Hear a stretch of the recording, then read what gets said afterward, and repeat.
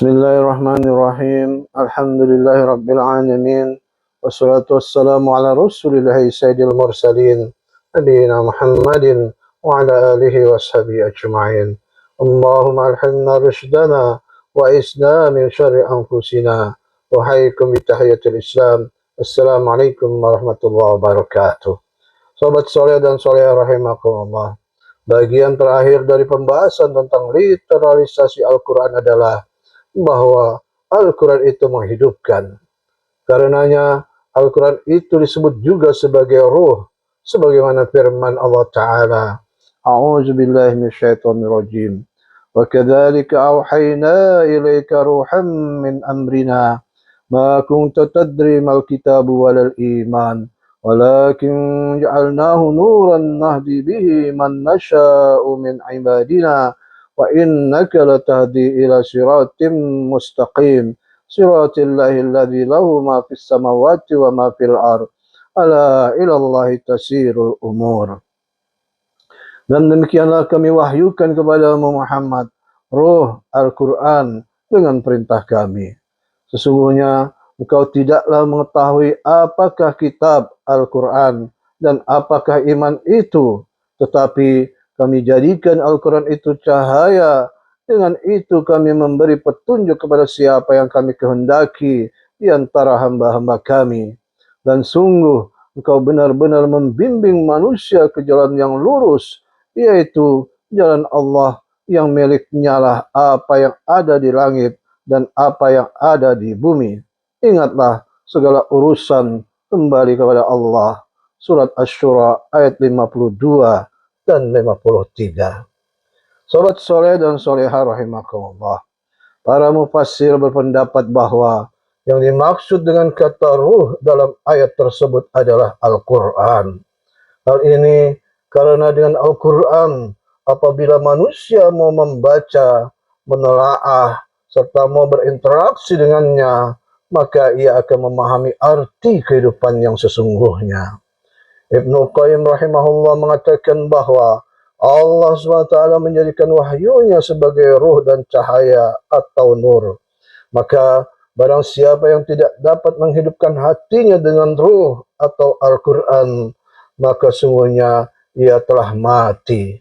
Dan barang siapa yang tidak mau menjadikan Al-Quran sebagai nur atau cahaya bagi kehidupannya, maka sungguhnya ia hidup dalam kegelapan. Syekh As-Sa'di dalam tafsirnya mengatakan bahwa dengan Al-Quran maka hati manusia akan hidup, yang berimplikasi pada hidupnya kemaslahatan baginya baik di dunia maupun di akhirat. Karena dengan hidupnya hati, maka manusia akan termotivasi menjadi manusia yang lebih maju, lebih tahu, lebih berwawasan, yang pada gilirannya dapat membangun peradaban di muka bumi ini, peradaban ustadhiyatul alam. Sobat soleh dan solehah rahimakumullah. Ruh dapat juga diartikan sebagai semangat, sebagai kekuatan yang membangkitkan. Sebagai ruh, Al-Quran memancarkan ruh yang memberikan daya hidup, spirit, dan vitalitas. Al-Quran dapat membangkitkan semangat dan menggerakkan orang untuk bertindak. Al-Quran juga memancarkan cahaya. Jika ada cahaya, maka akan dapat melihat jalan. Dan jika melihat jalan, maka akan sampai pada tujuan. Inilah kemerdekaan jiwa dan hati manusia dari penjara kegelapan, kebodohan, dan ketidaktahuan. Sobat soleh dan solehah rahimakumullah. Al-Quran itu menghidupkan fikrah manusia. Apa sih yang dimaksud dengan fikrah itu? Fikrah adalah kumpulan pengetahuan yang menjadi nilai-nilai idealisme yang dihasilkan dari pemahaman yang tepat tentang hakikat-hakikat besar dalam kehidupan ini.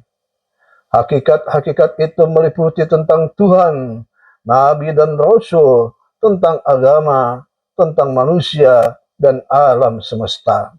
Siapakah Tuhan yang hak itu? Siapa para Nabi dan Rasul? Apa tujuan dan fungsi manusia diciptakan dan hadir di atas muka bumi ini?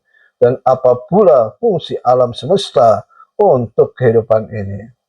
Jadi fikrah merupakan kumpulan pengetahuan yang tepat dan benar tentang itu semua, yang apabila telah dimiliki oleh seseorang, ia akan berada pada zona yang benar untuk mendapatkan hidayah. Sebagaimana firman Allah Ta'ala, A'udzu billahi minasyaitonir rajim.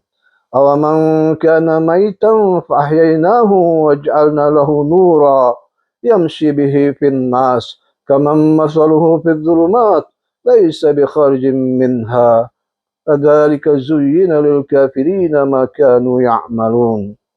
Dan apakah orang yang sudah mati kemudian dia kami hidupkan dan kami berikan kepadanya cahaya yang terang, yang dengan cahaya itu dia dapat berjalan di tengah-tengah masyarakat manusia, serupa dengan orang yang keadaannya berada dalam gelap gulita yang sekali-kali tidak dapat keluar daripadanya.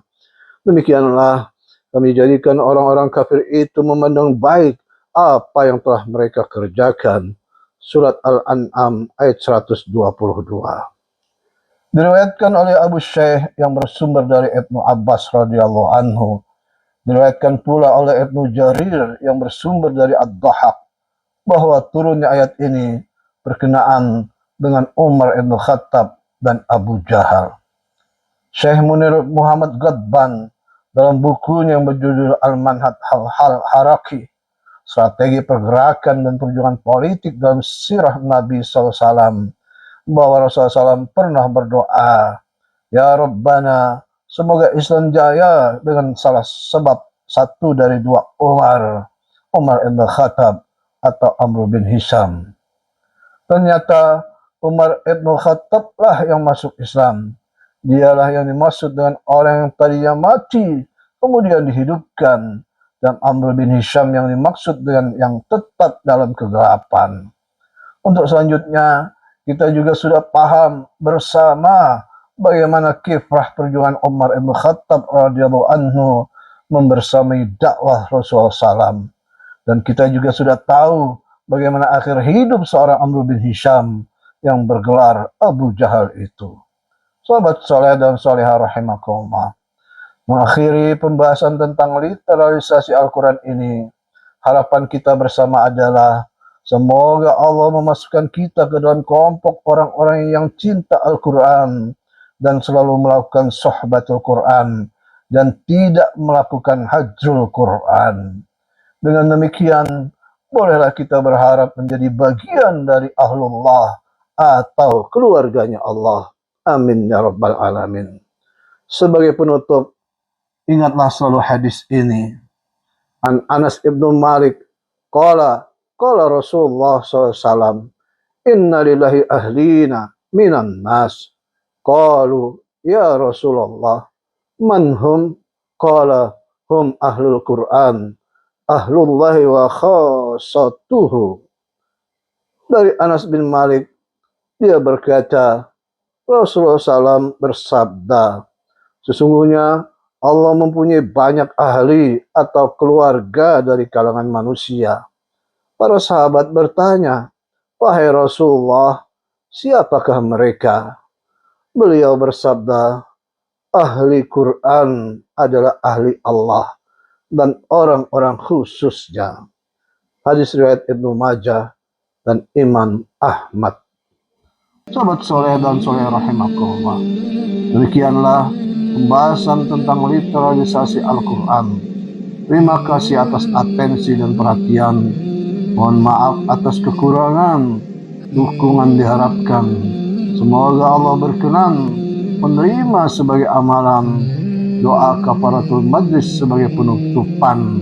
Subhanakallah bihamdika, asyhadu an la ilaha illa anta, astaghfiruka wa atubu ilaik. Assalamualaikum warahmatullahi wabarakatuh.